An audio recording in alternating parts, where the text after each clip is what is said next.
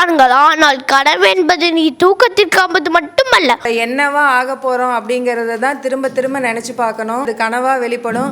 அந்த கனவு ஒரு நாள் நினைவாகும் அப்படிங்கிறது தான் அப்துல் கலாமோட கனவு காணுங்கள்.